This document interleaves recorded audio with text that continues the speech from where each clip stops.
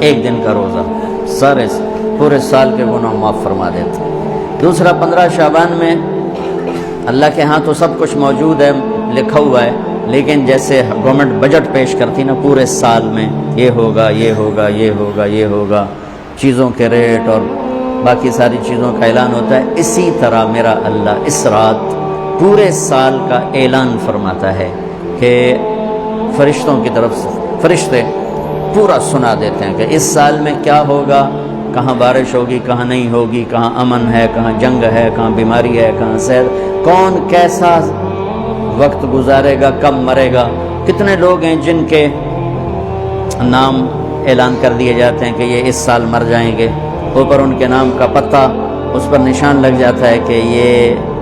مردوں کی صف میں ہے، وہ نیچے ہیرا پھیری کر رہا ہے، نیچے وہ چوری کر رہا ہے، ڈاکے مار رہا ہے،